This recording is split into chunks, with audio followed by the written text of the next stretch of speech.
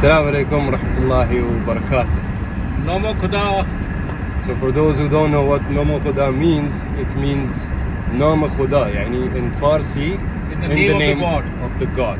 The Almighty. Yeah. And on today's episode of Sami and Adil, Mille episode, we are going to talk about why classic cars are important and why they need to be restored Now, So, Mr. Adil, take the... Sami, I was seeing a lot of great cars on the Mille this year. We got cars from the 30s which were running like clockwork, which is so very vital and so very much a labor of love. Yeah. It is about passion. There are lots of people who have passion for cars, but they may not have the expertise to put them all into fine running fitting. They may also have the money, yes, but they don't have the expertise to keep them humming like the way we saw that. And that's why we need to get into it as soon as possible. Yes, the key... While we have the experts around, because they won't be around for Forever. too long, forever. Yes. And that needs to be shared. That expertise. We have seen all over the world that this is a lost art form, a form of art which is slowly dying. So as long as these guys, because if you go to Europe, you go to the US, more Europe than US, we see the true artisans, the true craftsmen who can tinker with mechanical things, who can tinker with craftsmanship. Okay, panel beating can be done, it's an art form. Availability of parts, availability but of... if you have to re-engineer and recreate mechanical parts, that is a dying art. They say that 3D printing can get you, yes, but not totally. I don't think it can get the same quality, because at the end of the day it's 3D printing, not a factory piece. Yes, yeah, but the thing is that it will keep what is not visible and it still keeps not running, that's okay. Yeah. But I feel that it's not just about that. After that, as I see, even in everyday cars, there are mechanics who don't want to touch your car if it is carbureted.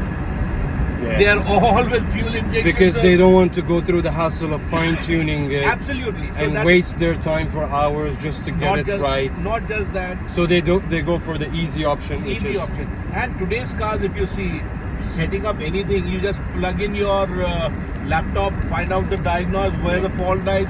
It's replaced, no repair. Yes. So no sustainability.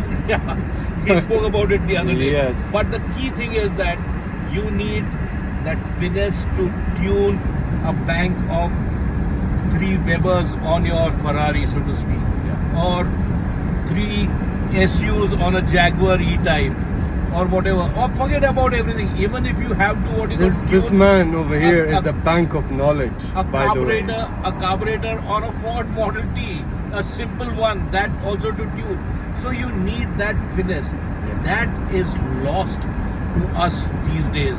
And I always besiege the true guys who are still in it, 70, 80-year-old. I've not seen that type of passion, I think, anywhere else. Yes.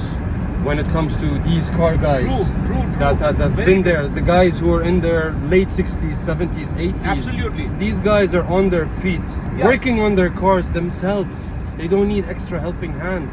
But Sami, in the same way, we need a bunch of youngsters to share this knowledge, who need to work as apprentices with these guys, with these geniuses. So they pick up all the learnings from them. Yes. Sure, they'll make mistakes. No one is perfect. Everyone makes mistakes. You need to break a few engines to make the perfect engine. I don't want anyone to break old engines. It is how engineering works. Yes. But you need to learn, and you need a guiding hand. So all over the world, especially in our part of the world, in the UAE, in India, I think that we need to inculcate a band of people who are deeply immersed in the automobile, the love for the automobile, rather than belonging to a love for a club or an event or an organization. I think we need to build a cadre there. unfortunately there are human egos which are bigger than the whole world itself. That is another topic so let's itself. not get So there. let's not get there. But yeah. the thing is, that is the single biggest impediment I see in getting this sustainability thing of getting the finer mannerisms of tuning, maintaining, prolonging the lifespan of a car, making it go 100 kilometers rather than just 2 kilometers from the garage to an event A and back. museum or an So event. that's not the thing across all this. We can go on for days. Yes. We need to sit down and do more of this on different topics, but we're gonna keep it as short as we can. We've already crossed 5 minutes, and I hope you guys enjoy these few episodes that we've done with Adil and me, and maybe we do this more often. Absolutely. In India, Look, maybe next time. not just that. Yeah. Technology has got such that we can do yes. it on the computer any day. We can go live like that, you know. Yeah, definitely. Anyways, we still have a drive to Yas, to Yes, Abu Dhabi. That's the yes. final stretch where the race ends, and we will keep you guys posted. And in case you are wondering what I'm doing with this, I'm now Sheikh Adil bin Darukhnawala, so to speak. Thanks to Sammy. So he's been Emiratized now. We're working on the Emiratization quota. That's Bye. all for now.